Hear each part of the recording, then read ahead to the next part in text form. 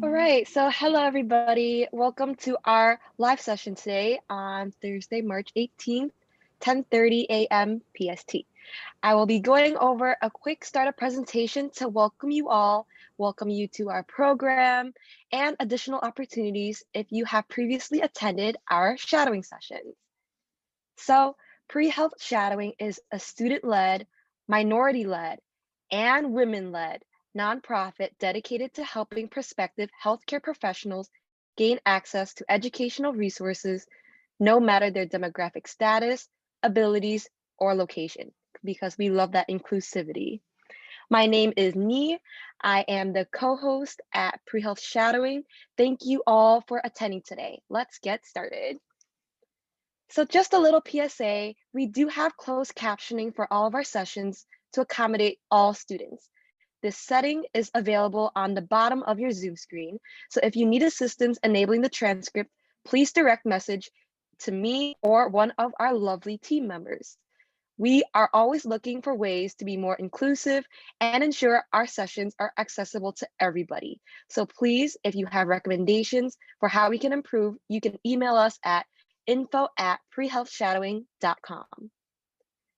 So since this is an international program, we want to know, where are you Zooming from today? Please drop in the chat. Okay, I see a lot of Texas representation. That's awesome. Okay, that's so exciting. Okay, so if you want to stay in the loop, follow us on social media. We are active on Instagram and TikTok, or you can also sign up for our email list on our website to never miss a session. We have some wonderful opportunities for you all as benefits for being part of our program. First of all, we have partnered with Kaplan to get you guys a 10% off discount code that can be used on all Kaplan products as well as free resources, such as study guides to help prepare you for standardized tests like the lovely MCAT, the NCLEX, or the PCAT. If you fill out our short survey in the chat, you'll get hooked up with this. So it's a great resource that I recommend checking out. Next, towards the bottom of the screen, we would like to draw your attention to another amazing program called Neolith. Neolith is an online mental health platform for students. College and young adulthood is stressful enough as it is in non-pandemic times. For pre-health professionals especially, we know the path is not a walk in the park. That's why we have partnered with Neolith to get you guys free access to their services if you use the link in the chat or enter the code PREHEALTH when signing up. Moving on, Mask for Mask. Mask for Mask is an amazing women-led organization that donates 4 masks for every 4 masks sold. These go to people in need during the COVID-19 pandemic, those in the homeless community, healthcare workers without proper PPE, or just others who are struggling to stay safe. With our discount code PHS15, that's again PHS15, you can get 15% off of your order. If you buy through this method, pre-health shadowing will also get 10% of the proceeds, which is absolutely amazing because we are a nonprofit that runs solely off of the support and work of our students. Next, if you want to play a bigger part in supporting PHS, we would absolutely love for you to join our network of student volunteers and team members. You can apply to be a part of our administrative team, lead students in various projects, initiatives with professional outreach, grant writing, make new friends like myself, and much more. We understand that as a pre-health student, you may not have the time. So we also offer the opportunity to volunteer asynchronously with tasks that can be done on your own time. We would love to have you be a part of this program, contribute your own perspective, and also maintain a healthy lifestyle. Now, I'm not going to neglect you high school students. If you are a high school student and want to get involved, we are starting a program called HTP, or High School Training Program for PHS, which helps allow you to connect with college pre-health programs, get involved in fundraising for PHS, and organize resources for other high school students interested in medicine through pre-health shadowing. Moving on, we want to recognize the hard work of all of our students in the program. So if you're interested in being published, getting that fame, you can submit essays, reflections, research papers, and reviews to our editor-in-chief through the link dropped in the chat to have your work on our website. This will look great on CVs, applications, resumes, and most important of all, your parents' eyes. So please take advantage of this. Part of our mission at PHS is to promote diversity. So in order to do this, we have launched an initiative to have monthly panels to celebrate different demographics in the field of medicine. Some of these upcoming events include an all-female panel for Women's History Month, a COVID-19 roundtable, and an international student forum. If you have a mentor, professor, or professional who has inspired you and can think to contribute to these conversations, please nominate them today using the link in the chat. If you can, we humbly ask that you donate to our program. As I have said, pre-health shadowing is complete student run, and we are working around the clock to keep this free and accessible to everybody. Unfortunately, Zoom and our website are not free, so any contribution you can give would be greatly appreciated. If you are not financially able, we request you send this link to someone you think can in order to continue to support those who cannot afford similar opportunities. Throughout the session today, we encourage you to drop any questions you have for the speaker, Dr. Elizabeth Hawk, in the chat. Our team members will be making note of these to be asked in the latter half of the session. Take good notes as our professional is going over the presentation, as there will be the chance to take a post-shadowing assessment to verify your virtual shadowing hours with an official certificate. More information will be available on this at the end of the session, so please stay tuned. Lastly, if you can, we request for you to turn your cameras on. This is by no means an obligation, as we are respectful of different circumstances, but it does help us feel closer together in a time when socially distancing is keeping us apart. I appreciate for you all listening to my spiel. However, I am not the guest speaker. Dr. Elizabeth Hawk is a better speaker than I am. So I would like to welcome Dr. Elizabeth Hawk. Thank you so much for welcoming us today. You may share your screen whenever you are ready. All right. Gosh, I'm so inspired just listening to you. I want to be friends and do all this stuff. I'm really, really inspired by your talk. Let me share my screen. All right. So it's such an honor and pleasure to be joining all of you guys today. I was telling the leadership team that I give a lot of these lectures nationally and globally, and there's a lot of fun things I get to lecture on, but really my most favorite thing is stuff like this, because you guys and girls are all the future leaders of medicine. I mean, you guys are the future. So having the opportunity to help shape your journey and play a small part in it is such an incredible honor and privilege for me. So with that, I'll get started. My name's Elizabeth Hawk. You guys can all call me Elizabeth. And I am dual boarded in nuclear and molecular medicine and neuroradiology. So we'll get started. Let me advance my screen.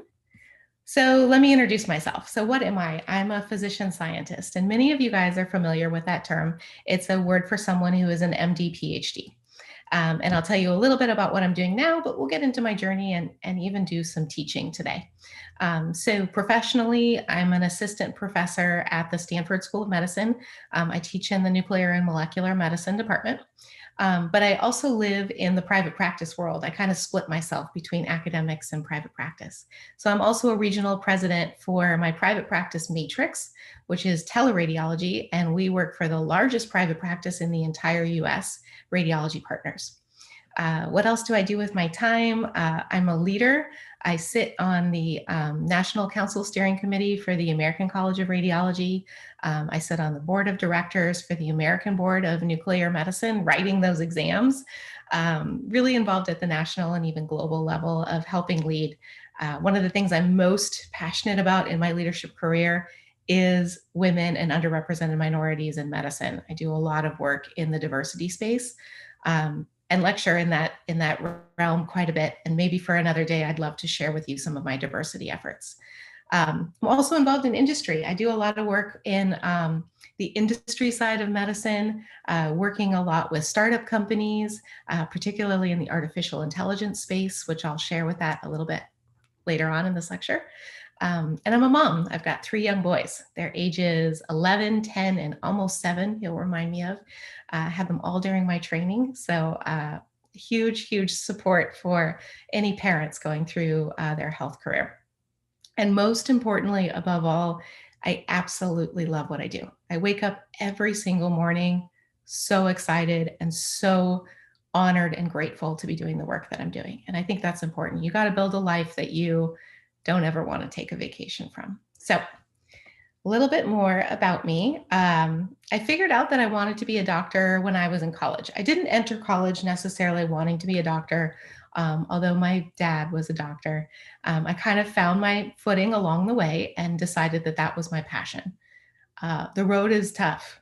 I have honestly failed more times than I've succeeded, but the success and the reward and the privilege of taking care of people is so worth it. And the most important part of your journey is just finding balance and finding joy and not losing sight of that balance and that joy. And we'll talk about that a little bit more later on in the lecture. These are my 3 kids when they were younger, dressed up as skeletons, of course, because I'm a radiologist.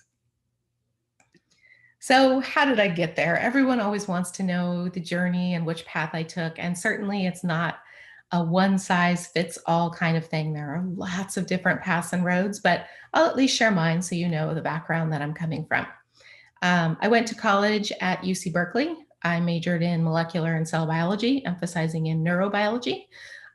Graduated in 2004, so I'm still relatively young, not so out of touch with all of you yet.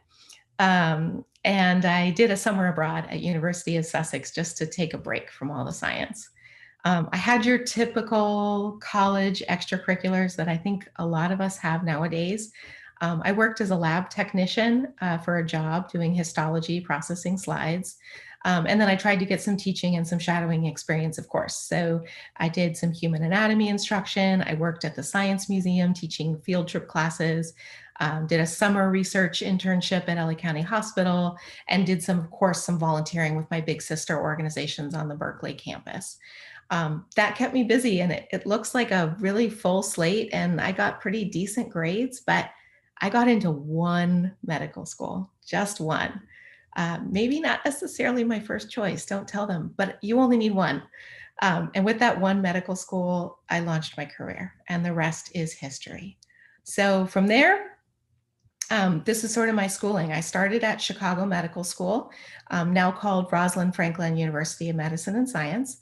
And I did the traditional physician scientist training pathway. So 2 years of classroom, take a break when all your colleagues go into the hospital to do their training. I went into the lab.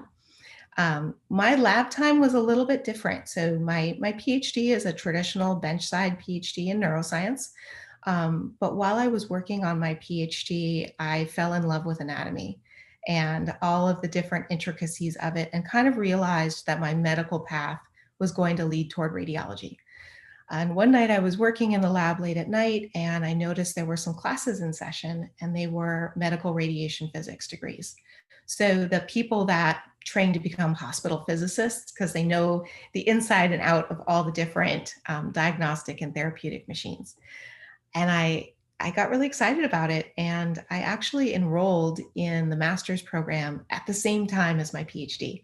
So I went to neuroscience PhD school all morning, and then at night I would transition and do physics. And it was a little crazy, but wonderful and great. And I concurrently created both degrees, finished those within a few years' time. And then instead of going back to Chicago Medical School, I actually at that point had my first child, and I wanted to be really, really close to my parents. So I transferred to USC, the Keck School of Medicine, to finish my last 2 years of medical school. So I got my degree from USC.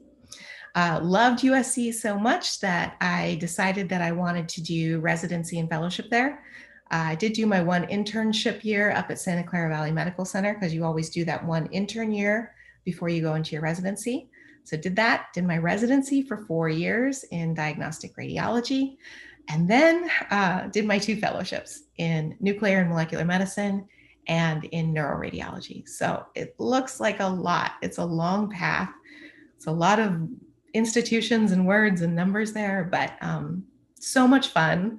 I loved my training pathway. It was some of the best years of my life, and I wouldn't have traded it for anything. So I'm happy to answer questions about that when we get to the chat. So if you still want to know more about me, I'm online too. I would love to interact with all of you guys. I hope this is the start of our conversation and not the end. You can find me on Instagram, on Twitter, and certainly on LinkedIn. And I would love to have an interactive connection with each of you. I'm happy to provide mentoring on demand as each of you guys have questions. So please find me. So what does a radiologist do anyway? A lot of people ask, what do you do? Radiologist is kind of the overall umbrella under which neuroradiology falls, and to some extent, nuclear and molecular medicine falls. So a radiologist at its heart is someone that interprets medical images. That could be an X-ray, that could be a CT, an MRI, an ultrasound, a nuclear medicine technique, anything new and exciting coming out. That's what a radiologist does. We look at the images and we figure out what we're doing. But we actually learn to look at the images a little bit different than everyone else would. So when you guys see a chest X-ray, a radiologist instantly sees this. And we know the anatomy and we know what's right and what's wrong, and we can quickly figure out what's going on with the patient. It takes years of training to sort of instantly recognize all the anatomy, but once you do, it's really second nature. And, of course, then we can realize what's going wrong when there's something wrong. So this is a chest X-ray of a patient with lung cancer. And you can see the large opacity or white area in the patient's right upper lung zone, right? We're looking at them. So their right and left are opposite of you. And then we can tell what's wrong and we can guide the patient. A lot of people refer to the radiologist as the doctor's doctor, because all the different subspecialties, whether it's a surgeon or an OBGYN or a neurologist, come to us to get answers. And we actually have to know a little bit about every single discipline to be able to interpret the medical images. And we actually take it one step further in radiology, which is really exciting. We don't just look at images. There are a lot of us that actually use images to guide procedures. So this is a CT scan with a radiologist with a procedure in progress, and they've placed a probe into lung cancer in the patient's left upper lobe, and they're actually doing a thermal ablation of the lung cancer.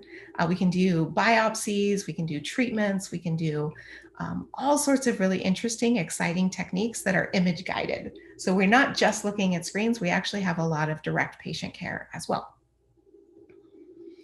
And, we really focus on learning the entire head to toe of the body. I mean, this is a trauma scan of a young patient that was in a car accident. Actually, there's nothing wrong, but it only takes us a few seconds when a patient gets in, they're very sick, maybe their vital signs are crashing. The surgeon runs them through the CT scanner. We can tell them instantly what's wrong, whether they need to go to the OR, what's bleeding, what's broken, and figure out what to go from there. So it can be very fast-paced. It can be very exciting. And incredibly rewarding because you instantly guide that patient's care into the right direction. And of course, not always everything's right. Sometimes things are massively broken, and we're the first ones to see it, and we're the first ones to describe it and say what's going on. So this is another patient that was in a car accident, and you can tell that their femur is broken. That's a comminuted displaced fracture in several places. And then that right hip is actually dislocated as well. And if you look a little bit closely, maybe you can see my arrow, there's an additional fracture there.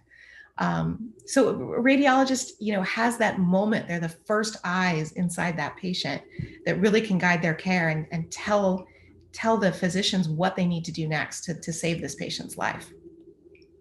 And of course, we get all the weird and exciting and unknown things.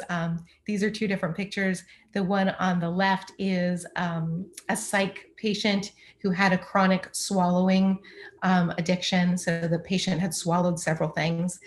We need to do x-rays to figure out where they are. And then of course, the patient on the right is a pediatric patient that swallowed his mother's wedding ring. And we needed to find the ring. So, it's constantly exciting. There's never a dull moment. And you really never know what you're going to see in the images. And the other cool thing about radiology is we're one of the only professions that take care of patients from before they're born all the way until their last day of life. As a radiologist, when I sit down to do an ER shift, I am literally looking at fetal ultrasounds, teenagers, adults, all the way to geriatric patients. And it's incredibly exciting and rewarding to look at images like this. On the right, that's an ultrasound of a fetus in the uterus.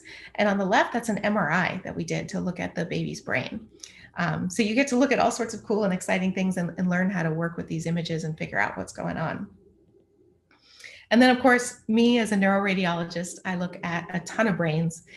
This is a sagittal cut, so down the nose of a brain MRI in a patient. And when you look at this, it looks really, to me at least, beautiful and intricate and exciting. But when a neuroradiologist looks at this, this is what we see, and this is what we know sort of extrinsically. We've learned to memorize the anatomy. We've learned to sort of understand and know what's normal, what's abnormal, and really find the problem very quickly. And then, of course, a neuroradiologist can take it one step further. I'm not sure if you guys have seen something like this before, but this is an angiogram of the brain. So in this study, we actually put an invasive catheter in the patient's groin, in one of their main arteries, threaded it all the way up the aorta, through the heart, up the neck, into the brain. And through that, we can shoot contrast or dye into the brain and actually study the intracranial vessels. Some neuroradiologists will even take it a step further, treat clots, treat aneurysms, do all sorts of really exciting interventional techniques that are neuroradiology related. So you can take it the whole run, whether it's just a quick X-ray all the way to an invasive procedure.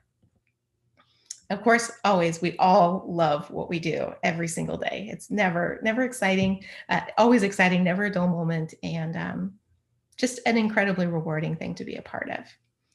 And technology is evolving incredibly every day. I think a lot of people credit radiology with probably being the fastest technologically advancing field because we're completely dependent on screens and technology for imaging the body.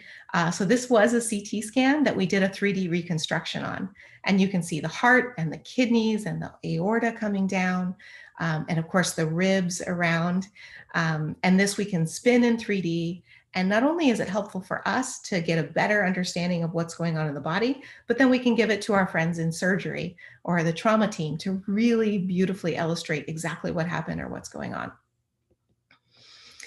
And then we get to, of course, one of my other passions, which is nuclear and molecular medicine. So the difference between radiology and nuclear medicine is really simple. Radiology uses radiation, like an X-ray, a CT or an MRI, and shoots it at the body and gets an image. Nuclear medicine does the opposite. For nuclear medicine, we give someone a radioactive compound, whether it's injected or swallowed or something like that, and that radiation emits, and we capture that to create an image. It's a little bit opposite. So this is actually a PET CT scan. So a PET is a fancy acronym for positron emission tomography, where we injected a radioactive compound that's a glucose analog, and anything that's very, very metabolically active takes up that compound and lights up like a light bulb. So this patient has metastatic prostate cancer, and all of the bone lesions, metastasis, are very, very metabolically active. So you can see here they're taking up the radio tracer, and we can find all the metastasis in this patient's body. So all that sounds really, really great and exciting. If you want to be a radiologist, this is what you need to do. You need to go to college, some kind of college. There's tons of traditional pathways. It doesn't need to be a four-year college. There's so many different roads. Major in really whatever you want to. I have a lot of physician colleagues that didn't major in molecular cell biology, but they did all take pre-med classes. So you do need to meet those pre-med requisites. After that, you go to medical school. Again, doesn't have to be a traditional 4 years. For me, mine was 7. Lots of different paths to medicine, and you can be creative and you can be non-traditional. And sometimes those make the best physicians in the end. So after some kind of medical school road, you need to do residency. Radiology is 5 years. So it's 1 year of that intern year, like I told you, and then 4 years of radiology. And then after radiology, most people do a fellowship, 1 to 3 years. Lots of different types of fellowship, depending on what you want to do. Some people do women's imaging and specialize in breast imaging and read mammograms. Some people like me do neuroradiology or nuclear medicine. There's specialties in musculoskeletal imaging for sports, abdominal imaging, you name it, there's probably a special fellowship for it. You can do whatever you like, really. So transitioning in a little bit. So what was life like for me as a radiologist? These are all pictures from me in training. This was my residency class at USC up on top of the helicopter pad where we received trauma patients. A lot of my pictures from residency are me wearing lead because I was in the angiography suite doing invasive procedures. So those are me leaded up, getting ready to go into a procedure to do something to treat a patient. And then certainly there's lots of conferences and talks and exciting academic opportunities that you get to do. It's intense, it's exhilarating, there are difficult moments, and it certainly changes you forever, but it makes you into a really strong person who is empowered to really change people's lives. Something I wouldn't change for the world. Even on the bad days, I would still take it, 100%. And now I'm an attending, so I'm out of training. I've been out of training for a few years, and my life looks a little different. So I've set up my career that I work entirely from home. I don't set foot in a hospital anymore. And you can see my work set up actually on the top corner. I sit in a ring of 8 monitors. Half of them are Stanford, half of them are private practice. And I run everything. I mean, I'm sitting in my home office right now. That being said, I do travel a lot. I go to really exciting meetings. I get to do live podcasts and talks, and really go all over the place and connect with people. And because we live in a global world, I find myself giving lectures. Like this is me on the bottom corner, giving a lecture at like 2 a.m. to Australia. So, you know, you can think outside the box. There's lots of non-traditional things you can do. I've definitely taken an out-of-the-box path with my career, being entirely from home and doing some exciting things, splitting academics and private practice. Really, once you have your solid foundation in medicine, the world's your oyster, and you can really paint your own adventure. And like I said, you don't have to stay strictly in clinical patient practice. You can do so many exciting things beyond. So one of the spaces that I've really moved into is the artificial intelligence space in medicine. I lead the data analysis team for a startup called Inform AI, and that's us down there. Do some artificial intelligence research for Stanford. That's our recent paper that just came out. And I get to lecture globally. This is my lecture coming up with Queen's University in Canada, where I'm keynoting on AI. So I'd love it if you would want to join me for that. It's free. You can sign up for it if you like. So, you know, medicine is great. You don't have to just stay within your discipline. You can use your creative mind to touch patient lives in many, many different ways. It doesn't necessarily have to just be that direct patient care. It's an adventure. You can do whatever you like with it. So because this is a shadowing opportunity, I did want to do a little bit of teaching. This lecture in particular, I wrote for RAINS, which is the Rural Alliance for Nuclear Scintigraphy in Australia. And I like it for you guys because most of the cases for this lecture, I actually collected when I was in my training. But I got invited to do this after I had sort of made it, found my footing, and was recognized as an international speaker. So it's kind of part of my own journey. I didn't water it down at all for you. I know you guys have only basic science and medical knowledge. We're just going to get through a few images. I wanted to give you a taste of the intricate and beautiful complexity of what I do. The other reason why I chose this topic is because it marries both my neuroradiology and my nuclear imaging and shows how you can do both of them together. So not your traditional basic radiology topic, but maybe at least gives you a small window into the intricacy and the elegance of what we can do with nuclear neuroimaging. So what is nuclear neuroimaging? It's applications in imaging the brain and spine in a number of different areas: neurodegenerative disease, neoplasm like cancer, stroke, epilepsy, and many, many different things. It's really diagnostic imaging of the brain and a little bit of the spine, but mostly brain. And we use both invasive and non-invasive techniques. I'll show you some of them. So the most important thing to talk about when I was sort of introducing nuclear medicine to you is thinking about what tracer, what radioactive compound we're giving the patient, where does it go, and what does it interact with? So when you're dealing with the brain, you've got to think, is it going to cross that blood-brain barrier and go into the brain? And how is it going to interact with the nervous system tissue? We can administer it IV through an injection, PO, oral, LP, actually doing a lumbar puncture and administering it into the spinal canal, or many, many other different routes. Most of our compounds are either IV injected into a vein or oral given per the mouth. This image down below I love because it shows the progress of our technology. On the left is a 1969 image in nuclear medicine of the brain, and on the right, it's 2012. And even in the last decade, it's gotten even more beautiful and advanced. So really exciting field to be a part of. Most brain scans are planar imaging, so single slices or single pictures of the brain. We use basic radiopharmaceuticals. One of our workhorses is DTPA, and it's written out there, but certainly there are other ones. And again, depending on what we need to look at, we can choose tools in our radioactive radiopharmaceutical toolbox that either cross that blood-brain barrier or don't. So the DTPA compound that we love to use is not normally within the brain because there's a blood-brain barrier, and it kind of sits in the scalp and overlying soft tissues. Whereas our other compounds like HMPAO and ECD do demonstrate activity in the brain, and we can look at all sorts of different interesting and exciting things that happen in the brain. There's some other really interesting ones that you'll start to hear about as you do sort of your shadowing and as all of you enter into your different medical graduate schools. Thallium, Dat Scans, PIB are all really exciting radiopharmaceuticals that are completely changing the way we diagnose and treat patients, particularly in neurodegenerative diseases like Parkinson's and Alzheimer's disease. And I'll show you some examples right now. And then, of course, our workhorse in all of nuclear medicine is FDG. It is a basic glucose compound. It looks like a glucose molecule to your body.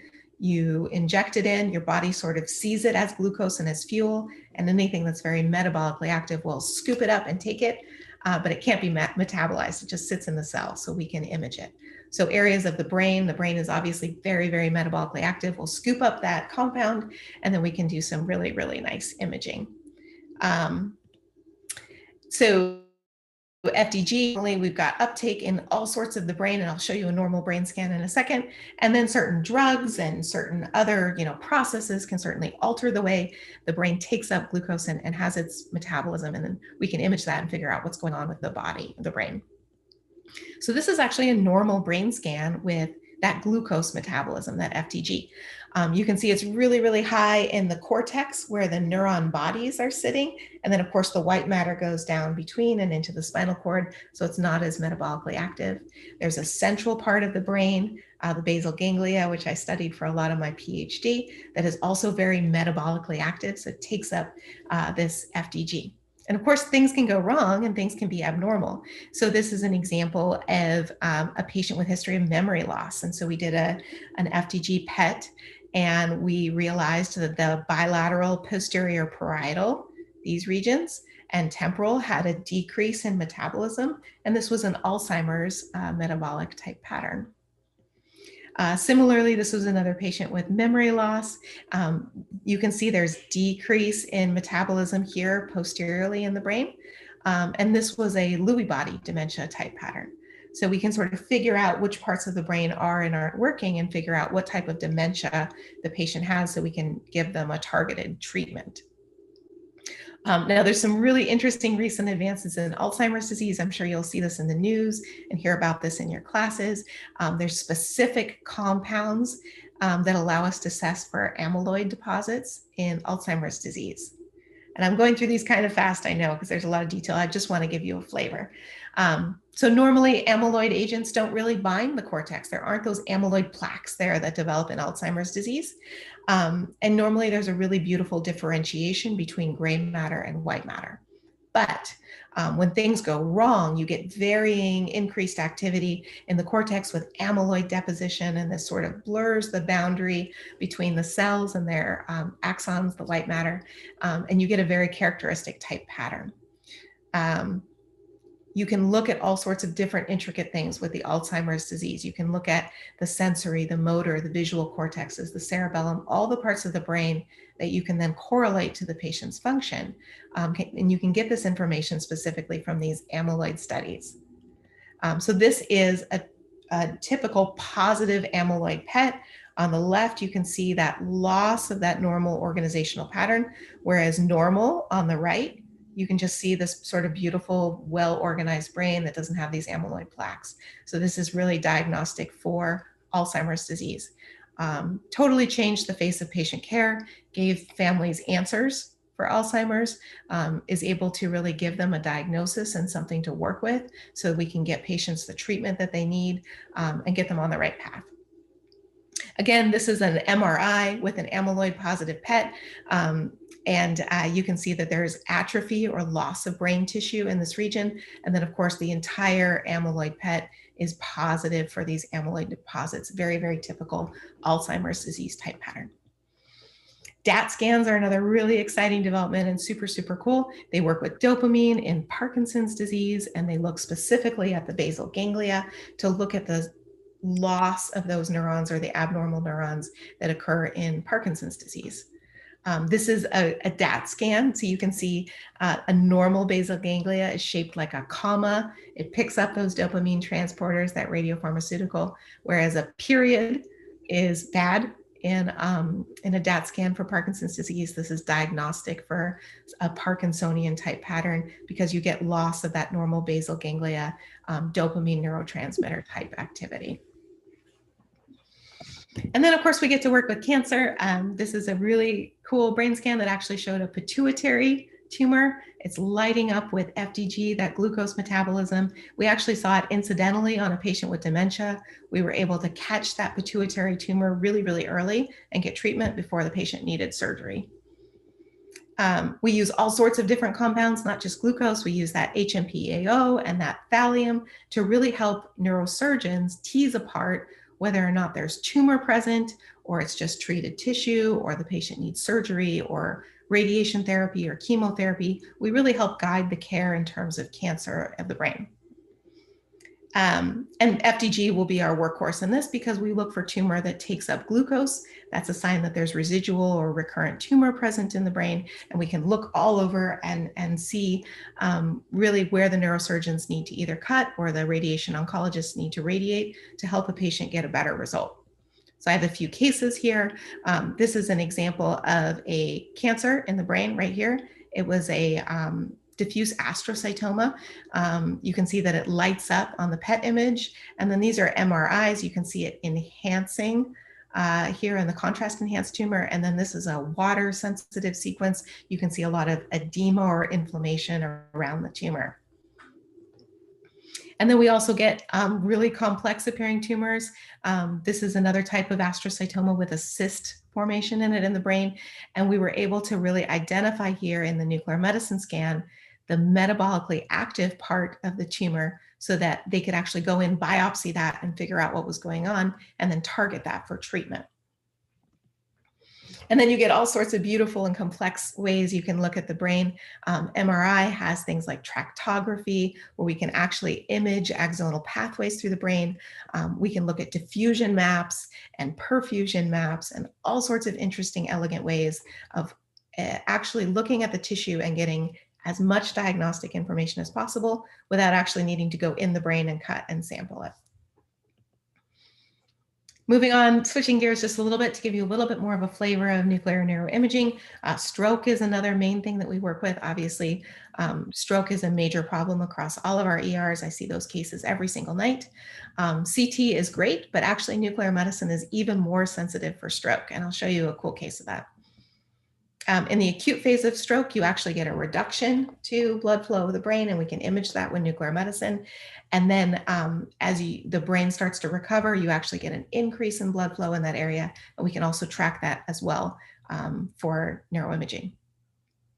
And as I said, SPECT-CT, the nuclear medicine techniques are actually more sensitive to CT. They can be one of the first pickups of those altercations in blood flow, and they're immensely powerful in our tool for taking care of neurocritical care patients.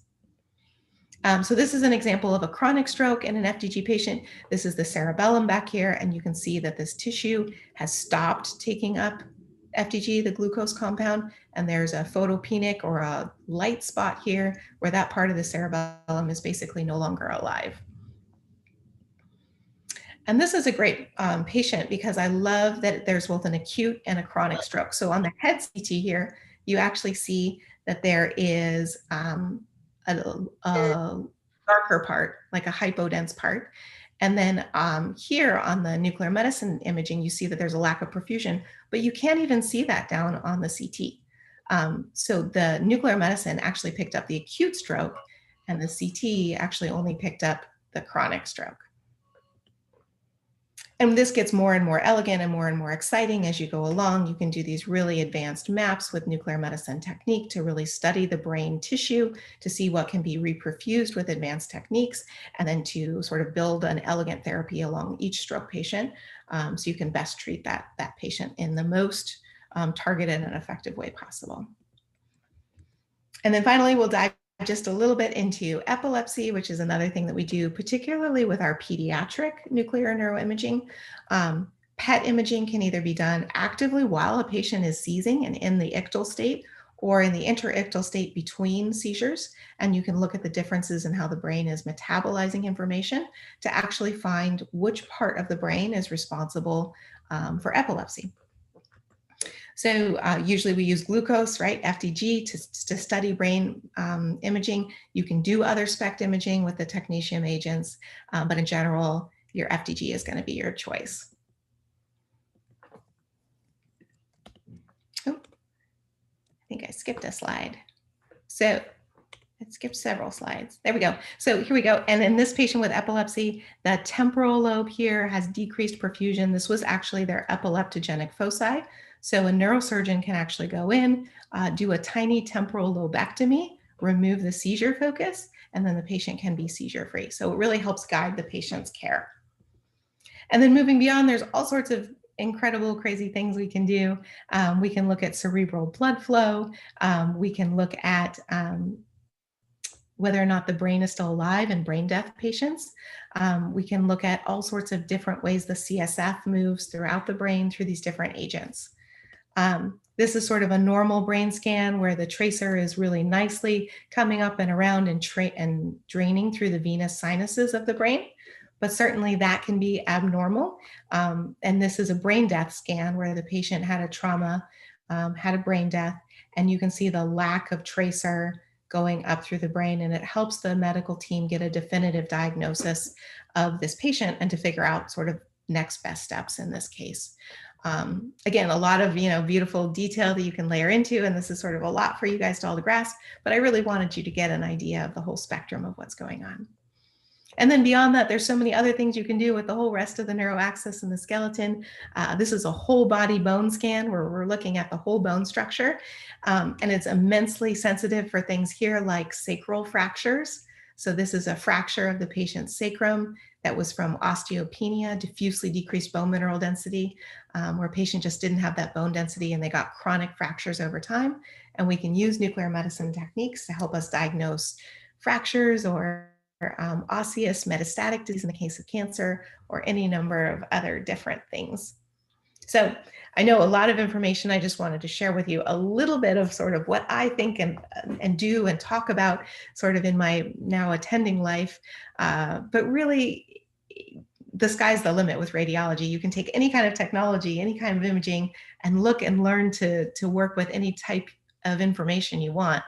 At the end of the day, what you're really doing is being that point person to guide that patient's care in whatever direction it needs to go to, so that the rest of the medical team has that information they need for really quick, effective treatment to save their life or give them a better quality of life, or give them whatever care they need going forward. So that was a lot of information. Let's just take a break. One of my favorite slides is the radiologist selfie.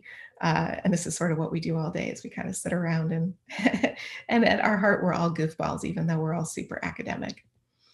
So what it comes down to, a little bit of advice, and just to switch gears here, it took me a long time to learn all that information and get to a point where I could lecture on that and really dive into those details and then use that information to guide my patient's care. But the most important thing is to never lose yourself along the way. This is my favorite quote. It's by Ralph Waldo Emerson. What lies behind us, what lies before us are small matters compares to what lies within us, because that's what drives us.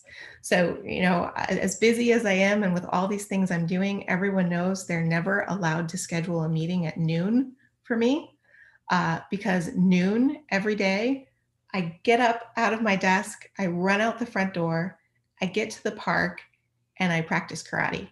And that's my me time. And I take my martial arts training very seriously.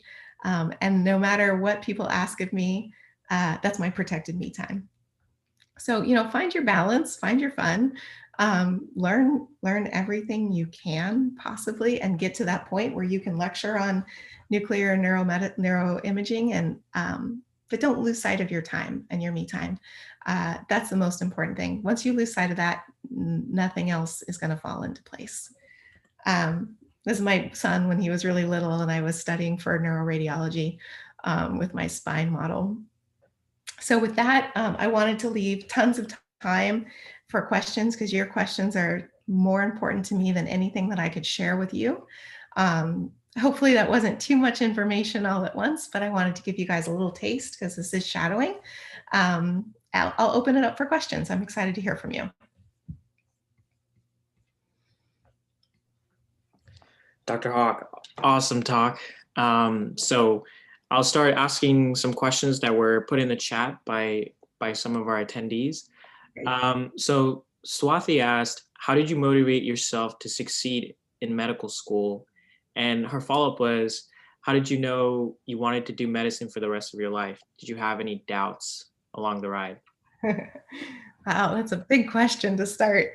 How did I motivate myself? There are some difficult and dark moments that do require an intrinsic sense of motivation. I think at the end of the day, I looked at the opportunities in front of me and the potential that I had. And I knew when I looked back on my career, I wanted to be able to say that I changed someone's life, and not just someone, but an entire group of people. And I wanted to build a career where I was contributing to the evolution of medicine and pushing forward the way we take care of patients and treat patients. And, I've had a lot of failures. As a woman in medicine, I've been bullied. I've gone through a lot, but I think I keep coming back to that core of what am I doing with my life? Why am I doing it? And the knowledge that I'm able to really impact generations of people to come if I really apply myself and put that knowledge forward, that carrot to me and that potential is more motivating than any failure or any bully or anything else. But it requires really holding on to that dream and staying strong. In terms of, what was the second part of the question? How did you know you wanted to do medicine for the rest of your life? I had this it was a really silly moment in college where I was like, I'm not going to be medicine. I'm not going to be like my dad. And then one day I was dissecting an earthworm in college biology. And I was just totally lost in the dissection and how strangely beautiful it was and understanding everything. And I just had this moment where I was like, I got to do this. I want to do this. I love studying about life and how things work and how things function. And I actually called my dad and I was crying and I was like, I need to be a doctor. And he's like, okay, just don't be a neurosurgeon. I think it's about having the bravery to recognize that you want to do that and that it's going to be a hard path, but it is going to be worth it. And then working through that bravery and those challenges and just staying true to that sort of higher goal and that higher calling of what you're doing and why you're doing it. That was amazingly inspirational and just so appropriate for Women's History Month. We love women. So thank you so much for that answer. Oh my God, I'm kind of speechless. Okay, So Michaela, an audience member, has asked, how did you know you wanted to do an MD PhD and not only an MD? Yeah, that's a great question. I started off thinking I just wanted to do an MD. And I actually entered medical school as a pure MD. I didn't apply into MD PhD. I was in my first year of medical school, and I realized that I loved learning about medicine, but intrinsically, I wanted to understand more. I wanted to sort of be a part of the scientific innovation of what drives medicine forward. And I felt sort of that intense need and drive to be a part of that discovery process rather than just the pure applications of medicine into patient care. And I recognized that I had that intense need for that scientific academic satisfaction. So I internally applied into MD PhD and they accepted me and transferred me into that program. I was talking to the dean at the time and he was like, Elizabeth, you don't need to understand the entire car engine to drive a car. You just need a driver's license. He's like, if you want to treat patients, you just need an MD. And certainly that's what a lot of people want to do. But I looked at him and I said, no, but if you want to invent new cars, you do have to understand the engine. So if you want to be a part of that basic innovation and discovery that sort of transforms the field forward, then an MD PhD is right for you. It just depends on sort of where your brain is and what part of the picture you want to be contributing to. That was really insightful. I guess along that wavelength, could you, I guess, give a specific example or maybe elaborate on how all of your degrees sort of support one another? Maybe particularly like the AI startup that you're working in, because I think that's like the first thing that popped into my head. Yeah, totally.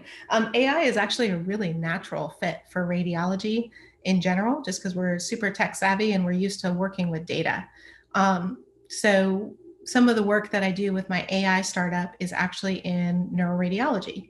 And it requires basic science knowledge, it requires medical radiation physics knowledge, and it requires patient-centered care MD mindset.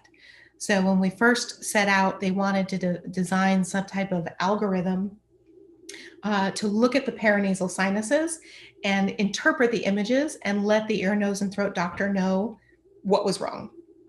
So whether or not there's a blockage of a pathway or a deviation in the nasal septum or mucosal thickening in the maxillary sinuses, we developed an AI algorithm that could look at the images and interpret and tell you what's going wrong. But first I had to look at it from an MD mindset. I had to say, okay, what makes sense in terms of patient care? What do the physicians need to know? What matters to the patient in terms of a treatment?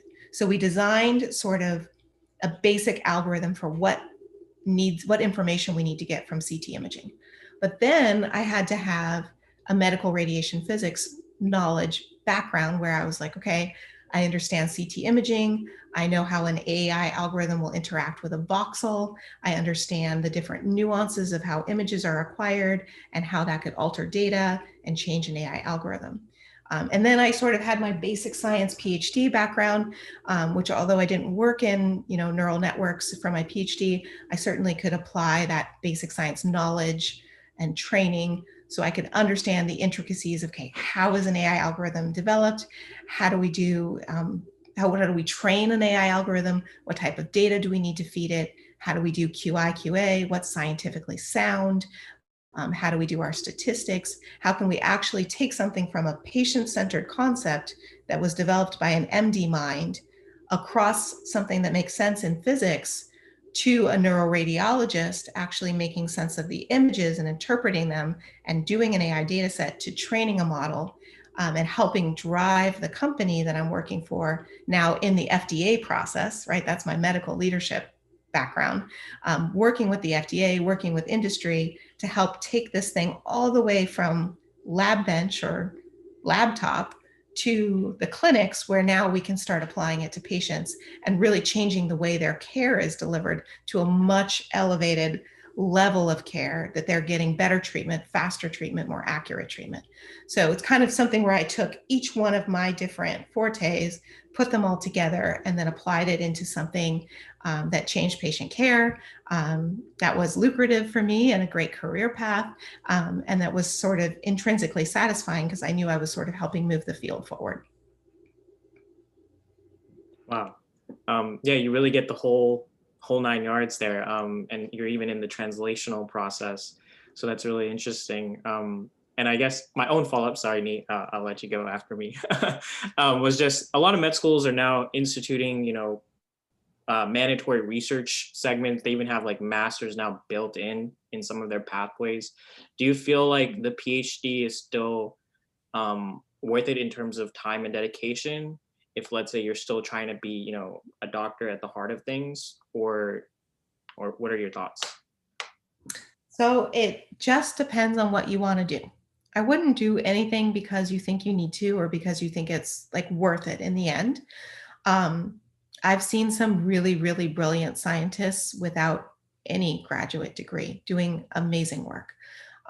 So it really just depends on what you want to do. To me, the PhD gave me a much firmer foundation in terms of my thought process. So really being able to take large, complicated amounts of data and boil it down to something simple and practical and effective. Sometimes in a lot of different master's degrees, you don't actually have the time and depth of sitting and learning the scientific process to mold you into a true scientist. So if you really want to be sort of that definite true scientist that has that mental flexibility to work through the scientific method and apply yourself, deeply in the innovative space, then a PhD is worth it. But if you're not enjoying it and it doesn't excite you and you're not excited to get up every single day and do it, then don't do it,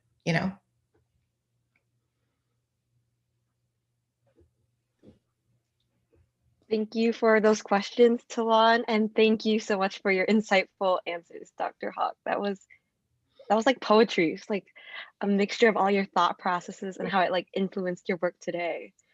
Thank you both. So Brooke has asked a very interesting question. You have balanced quite a lot in your lifetime throughout your journey of being a neuroradiologist. So how were you able to balance that with having kids while you were still doing training? How did you do that? Did you have any support? How did you like survive having 3 boys? It wasn't easy and it wasn't always graceful, but I loved it. So I had my first child. I was pregnant when I was finishing my PhD. I was actually so pregnant when I gave my defense that my belly kept blocking the slide projector while I was trying to defend.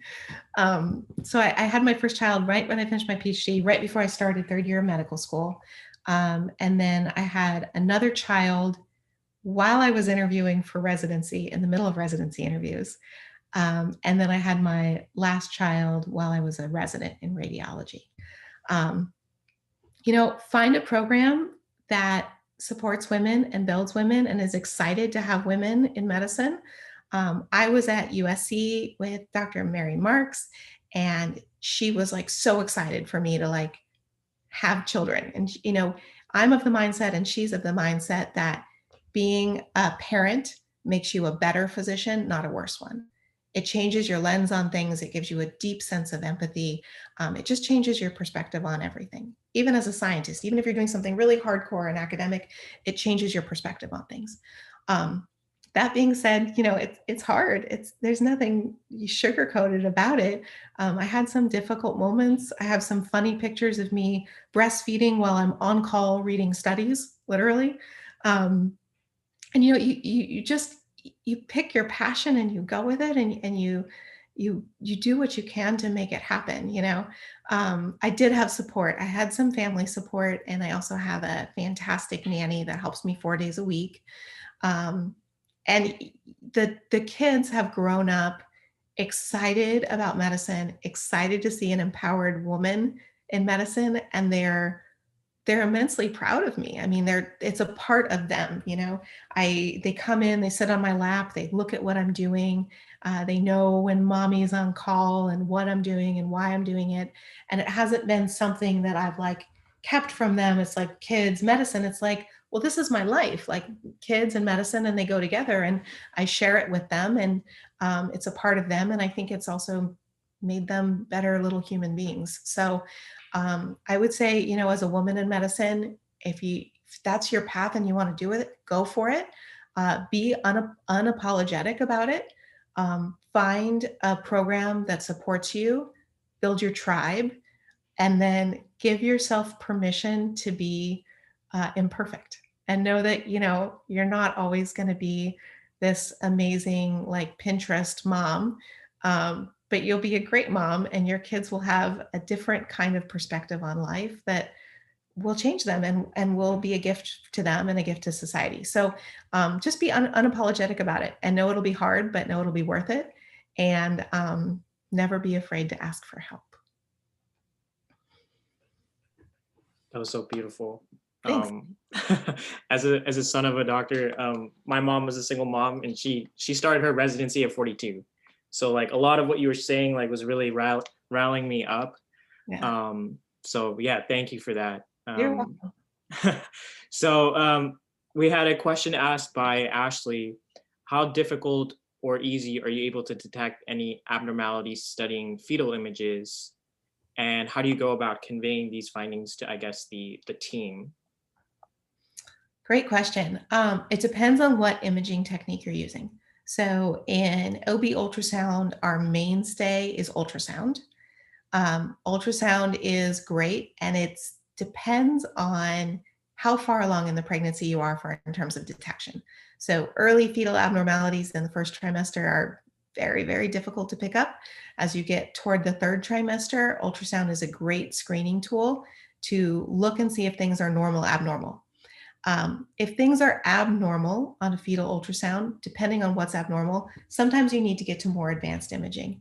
And that's where fetal MRI as a technique has really taken off in recent years. We know it's safe for the baby, we know it's safe for mom, and it gives us a really beautiful picture at what's going on. So fetal MRI has been used particularly for neuro defects in fetal imaging, but can be used for a variety of other things as well. And we can get some really very, very beautiful, very accurate images with fetal MRI. The only thing you have to remember is the only thing we're getting is a picture. And there are a lot of other things that have to do with physiology that is not necessarily information that we're going to get. So things like for diagnosis, you know, may require blood work or an amniocentesis or other detailed analysis of whatever's going on in terms of the larger OBGYN picture. But in terms of radiology, we've come a long way, particularly with fetal MRI, that now we can get very, very detailed and intricate pictures of any type of abnormality. So going along with the medical findings, well, first of all, someone in the question asked, like, can they be you? You don't have to answer that one, but that was just a question that popped up out there. Edna has asked a lot of questions, and so she obviously wants to be a neuroradiology a specialist like you, as she has asked, what findings or advances or questions or conclusions have appeared and reached in the field of neuroimaging with neuroconnectivity and mental disorders with psilocybin treatments? Oh, wow. That's a big question. You know, not something that I can give you the exact citations off the top of my head. I love the brain, and I chose to do a neuroscience PhD because it's the most mysterious organ. There's the least we know about what's going on. And certain things we know more of, like stroke, we know a lot about. Brain tumors, we're learning more and more every day.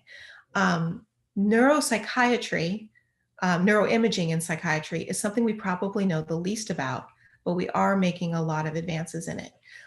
In particular, there's a type of brain technique called BOLD imaging, blood oxygen level dependent MRI, where we can use hemoglobin within blood as a ferromagnetic compound and an intrinsic source of contrast, and actually study blood flow of the brain in MRI. That technique has been started to be applied to a lot of psychiatry type diagnoses, particularly looking at depression, but also other kinds of psychosis and other treatments for different psychologic diagnoses. As of right now, most of it is research. Very little of it is clinical applicability and like move to the gold standard of care. But I do think in the next 5 to 10 years, we will very quickly evolve into that space.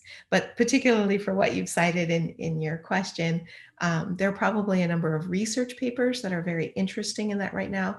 But in terms of an actual hard clinical tool, we're just not there yet.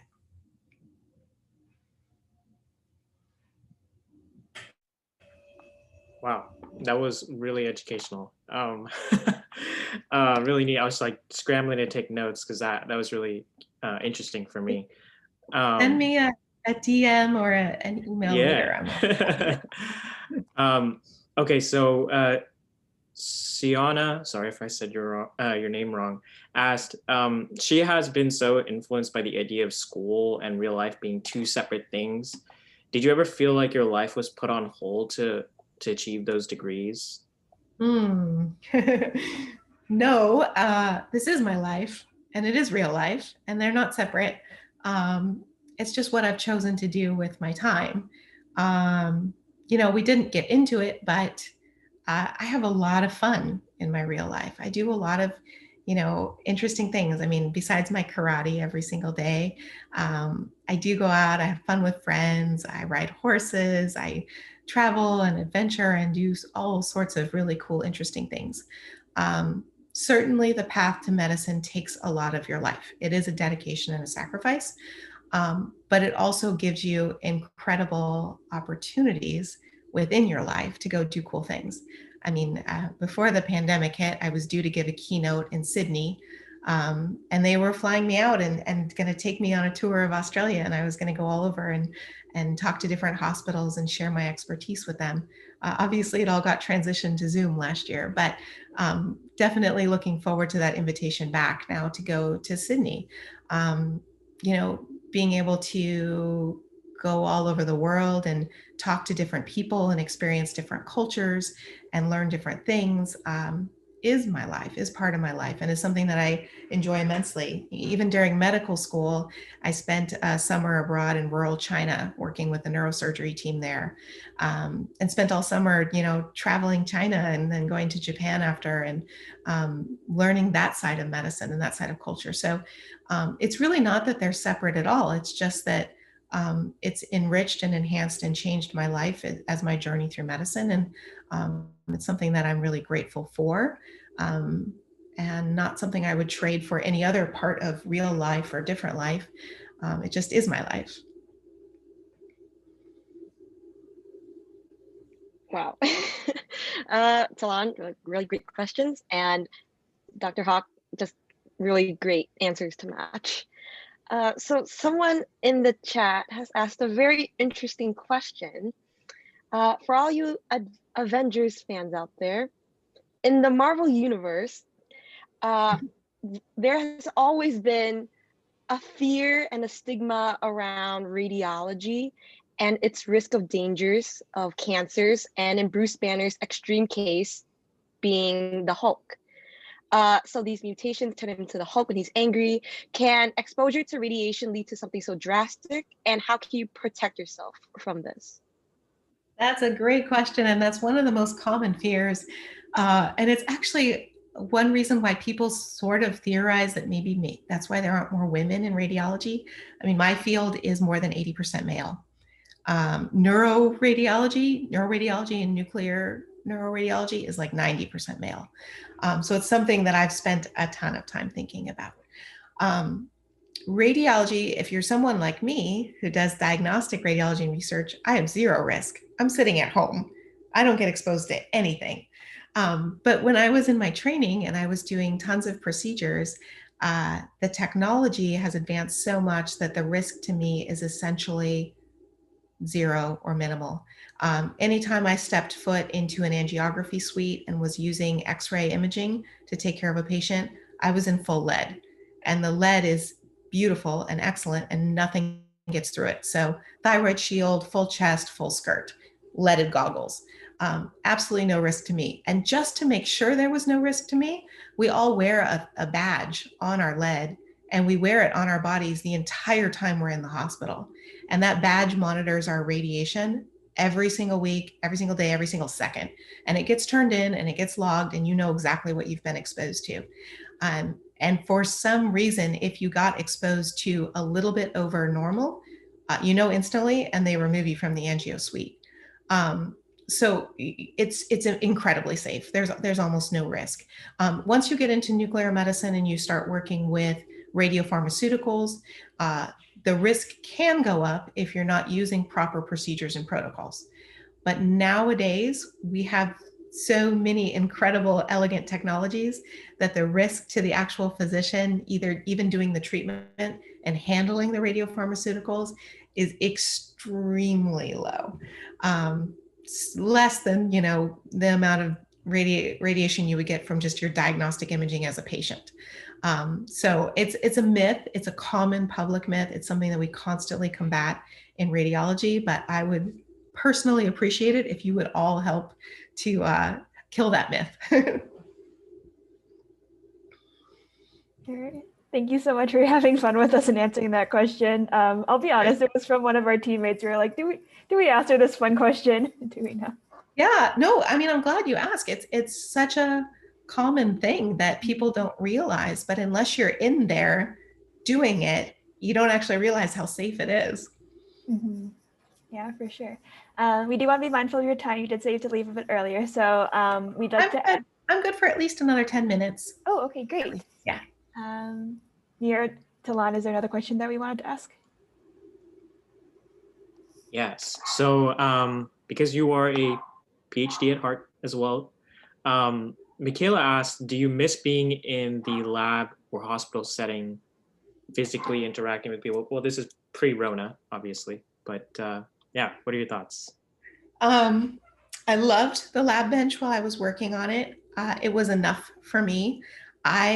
Everyone's different. I would rather work on the clinical side of solutions than actually being pipetting and things like that.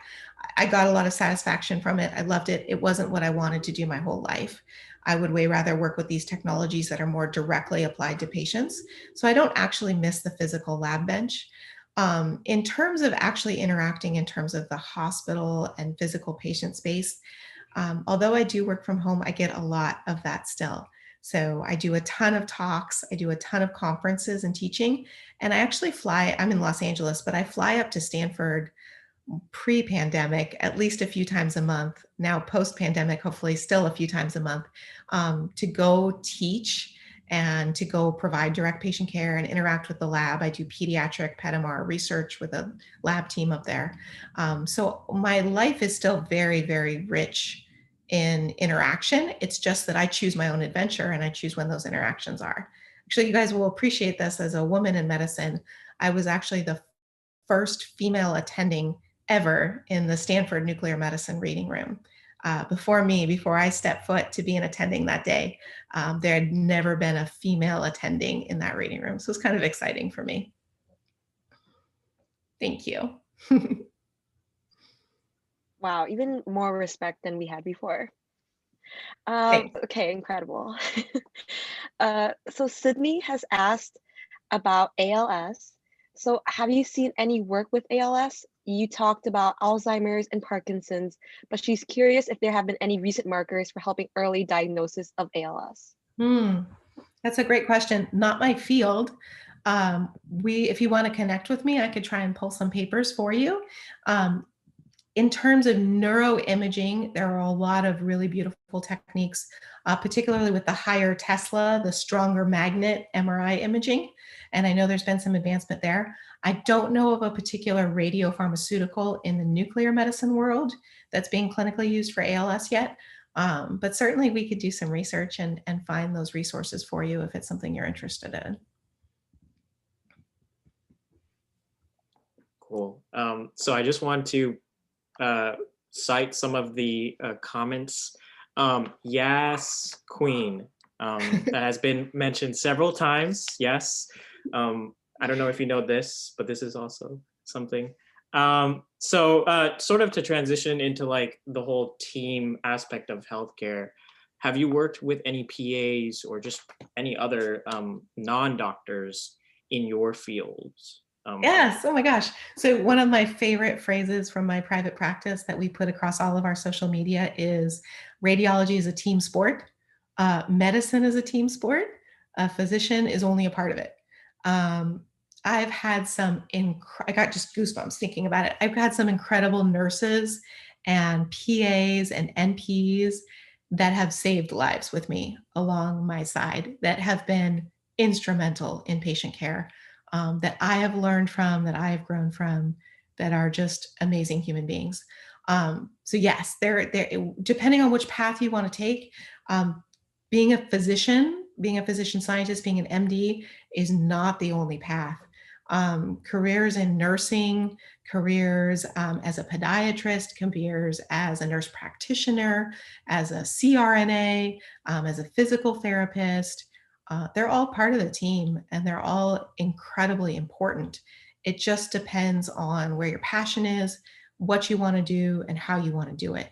But be creative and don't subscribe to any name or title or box that people want you to fit into.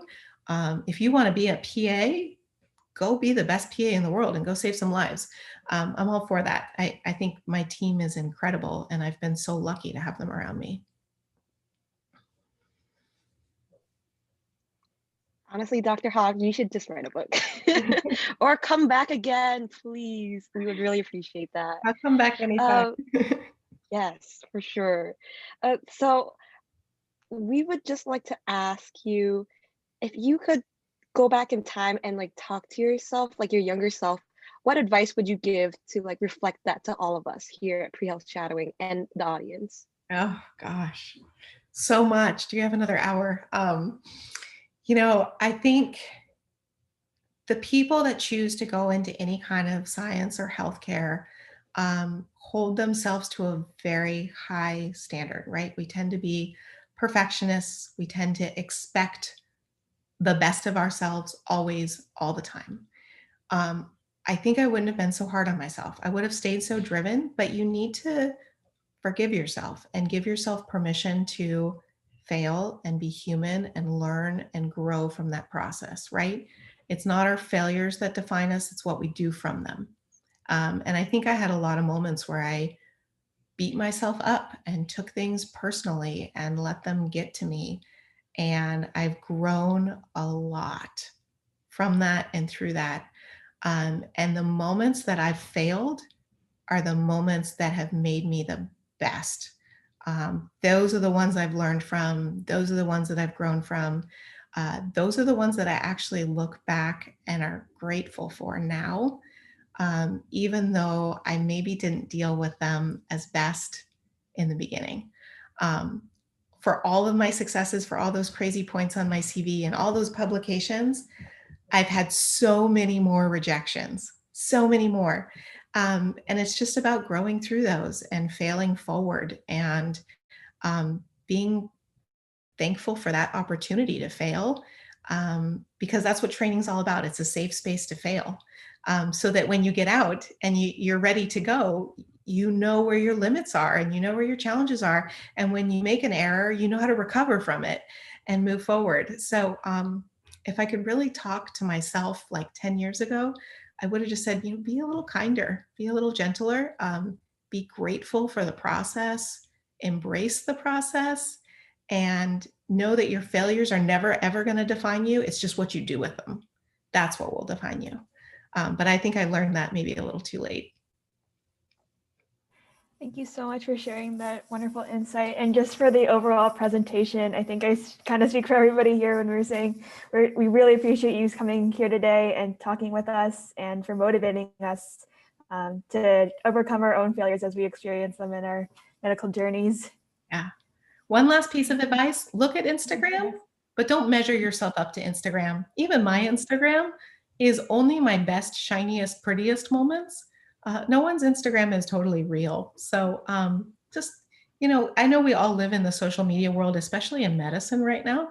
But just give yourself permission to be real and know that we're all real, and no one's Instagram is their whole picture. So don't worry about that. Put away Instagram when you're having a bad day. So very true. On that note, I feel like a lot of our students here today are going to want to reach out to you. Is there a preferred method that you'd like us to reach out to you at? I know you gave us a bunch of different handles, but to try to streamline this for you. You know, when I mentor, for me, it's not about which language or which platform I speak. It's about which one's comfortable for you. Because mentoring is a really, really uncomfortable, scary, vulnerable experience. So if one of you is more comfortable sending me a DM on Instagram, do that. If one of you is more comfortable LinkedIn messaging me, do that. I will do my best to respond.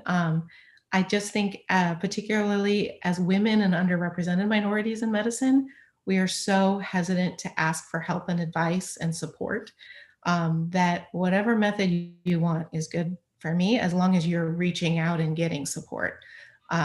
That's what's most important to me. So I guess not a good question, not a good answer, but Twitter, Instagram, LinkedIn are all great. You can send me an email if you want. I'm Hawk Imaging, all one word, @gmail. But emails do get buried. So if I don't respond to email, it's not because I didn't want to. Usually I'm faster across different social media, and I try to keep up with that. So I'll try my best, though, to answer whatever questions in mentoring you have, because I know I had those moments where I really needed support too, and I was really, really grateful for the people that supported me. I have a feeling a lot of us are going to be very grateful for you and the role that you play in our journey. So thank you so much for those kind words and that offer of support, however we feel like it. My students, feel free to stick around because we're going to go over like how to get the quiz and stuff. Dr. Hawk, again, thank you so much for sticking out with us today. You're welcome to leave the call now or stick around if you want to just kind of hang out. If it's okay, I might stick around just to read some of the comments because I haven't had a chance to look at any of them. So while you're talking, that way I can look at some comments and see what people are saying. We can also send this chat to you as well. We have it recorded. Oh, good. Yes. Oh, perfect. Yes, but certainly please let this be the start of the conversation. Support each other. It's not a competition except against yourself. And try and build your tribe and your network now, because those people will be your rocks moving forward. And definitely continue to support pre-health shadowing the best you can. Thank you so much for that for support. Okay, my students, we learned a lot here today with Dr. Hawk. So we also like to take this time after the end of our sessions to reflect on what we learned. We have 3 questions for you. Feel free to expand on them. What brought you to today's session? What are 3 major takeaways that you got from this presentation? And what would you like to learn more about? These are by no means required, but it is a great way to just kind of get your mind going and reflecting on your overall medical journey. We do encourage that if you do write these down in any format, to submit it on our website for publication for recognition of your hard work and enhance your future applications as well. The link to submit is going to be in the chat. We'll take articles, reflections, reviews, success stories, whatever you feel comfortable writing down. If you would like to learn more about pre-health shadowing and get more involved with our program, we again encourage you to check out our website. You can become an asynchronous volunteer to get certified volunteer hours through professional nominations, grant writing, and other different activities. We are also accepting team member applications if you have a bit more time on your hands and want to take a more active role in PHS to lead projects and initiatives and be up here with us hosting live sessions. You're again humbly asking that if you're financially able to donate, that you please consider sending a few dollars to us via Venmo or PayPal. The link is in the chat to our donate page. It costs a lot to keep our program running overall. So by sending a few dollars, either $1, $3, $5, what you're able to, it can help us keep our program up and running and free for everybody else to attend. So if you're financially unable to, we understand. We do ask that you're able to send this to your friends, your family, anybody to help support and keep our program running. Okay, now the part we've all been waiting for, earning our verified certificate for the shadowing hours we've earned here today. So the first thing you're going to do is go onto our website at prehealthshadowing.com. You're going to find the course page for Elizabeth Hawk. You're going to sign up for that course by hitting Take This Course. From there, there will be a link to take the quiz to get the certificate. The quiz takes 30 minutes and it's about 10 questions, multiple choice, based on the presentation that we heard here today. We know that our website can be a little bit glitchy, so we have 2 chances for you to pass with a 70% or higher on the quiz. The quiz is open indefinitely, but once you do start, you have 30 minutes to complete it. Once you have finished and passed the quiz, you'll see a link to hit finish this course, and from there you'll be taken to another page to download the certificate. If you have any questions or trouble while you're doing this process, feel free to email us at info@prehealthshadowing.com. We're happy to help out there. If you missed any part of today's session or want to replay it for any matter, you can go to our YouTube channel at Prehealth Shadowing and watch any of our previous sessions as well and get the quiz taken for that and certified for that and rack up those shadowing hours. Be sure to join us again. We have sessions hosted out through the month of June, every weekday. And we have doctors, MDs, DOs, PAs, nurses, as well as a whole bunch of other health professionals. You can find them all on our website at prehealthshadowing.com and take the post-shadowing assessments for these as well. Just want to point out, since it's Women's History Month, our Chief of Diversity has put together a Women's History Month panel on March 27th at 9 a.m. or March 28th at 10 a.m. PST. These panels have real women professionals talking about feminine disparities in healthcare with their perspectives. Feel free to use this QR code to sign up today and reserve your seat.